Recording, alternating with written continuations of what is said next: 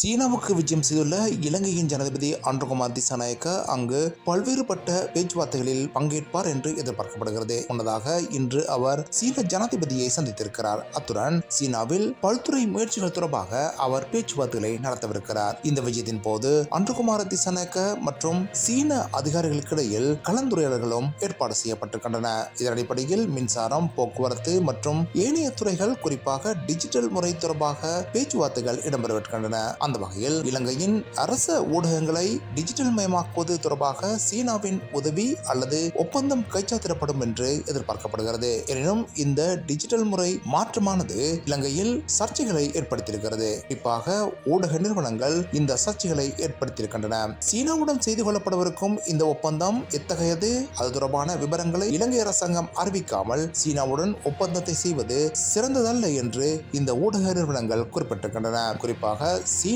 ஊடகங்களை பொறுத்தவரையில் அவை அரசு சார்பற்ற நிறுவனங்களாக இல்லாமல் அரசை சார்ந்த நிறுவனங்களாகவே இருக்கின்றன. எனவே அவ்வாறான ஊடக நிறுவனங்களுடன் இலங்கையின் அரச ஊடகங்களை இணைத்து பார்ப்பது சாலச் சிறந்ததல்ல என்று இந்த ஊடக நிறுவனங்கள் குறிப்பிட்டிருக்கின்றன. எனவே இதனை அரசாங்கம் மீள் பரிசீலனை செய்ய வேண்டும் என்றும் ஊடக நிறுவனங்கள் குறிப்பிட்டிருக்கின்றன. என்றாலும் கூட இந்த டிஜிட்டல் முறை தொடர்பான விடயங்களை அரசாங்கம் இன்னும் வெளியிடவில்லை. இதேவேளை சீனாவின் இந்த விஜயத்தை இந்தியாவை பொறுத்தவரையில் இந்தியா இதை சந்தேக கண் கொண்டு பார்ப்பதாக தெரிவிக்கப்படுகிறது. ஏற்கனவே இந்தியாவுக்கு விஜயம் செய்திருந்த அனுரகுமார் திசாநாயக்க அங்கு மின்சாரம் உட்பட்ட பல்வேறு துறைகள் தொடர்பாக இந்திய தரப்புடன் ஒப்பந்தங்களில் கைச்சாத்திட்டார். அத்துடன் சீனாவால் இந்தியாவுக்கு பாதுகாப்பு அச்சுறுத்தல் ஏற்படாது என்ற தோரணையில் அவர் பிரதமர் நரேந்திர மோடியிடம் உறுதிமொழியையும் வழங்கியிருக்கிறார். எனவே அனுரகுமார் திசாநாயக்க பொறுத்தவரையில் இந்தியாவையும் சீனாவையும் சமாளித்து செல்லும் போக்கு அவருடைய தற்போதைய நிலைப்பாட்டில் தெரிகிறது. இதேவேளை இந்த வருட ஆரம்பத்தில் இந்திய பிரதமர் நரேந்திர மோடியும் இலங்கைக்கு விஜயம் செய்ய உள்ளார் என்பது குறிப்பிடத்தக்கது. இலங்கைக்கு நரேந்திர மோடி விஜயம் செய்தால் அவ்வாறான ஒரு விஜயத்தை சீனாவின் முக்கிய தலைவர் ஒருவரும் மேற்கொள்வார் என்று எதிர்பார்க்கப்படுகிறது.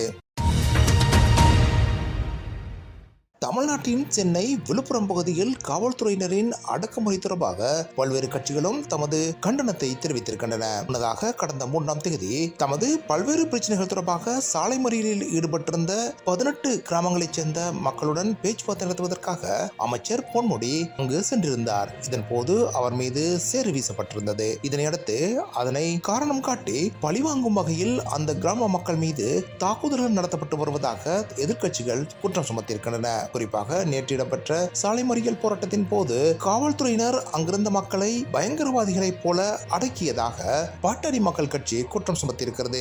அமைச்சர் பொன்முடி மீது சேறு வீசப்பட்டதை நியாயப்படுத்த முடியாது என்றாலும் அதனை காரணம் காட்டி அங்குள்ள மக்கள் அடக்குமுறைக்கு உள்ளாக்கப்படுவது ஏற்புடையது அல்ல என்று பாட்டாளி மக்கள் கட்சியின் தலைவர் அன்புமணி ராமதாஸ் தெரிவித்திருக்கிறார். எனவே இதற்காக திமுக அரசாங்கத்துக்கு மக்கள் தகுந்த பாடத்தை படிப்பிப்பர் என்றும் அவர் குறிப்பிட்டிருக்கிறார்.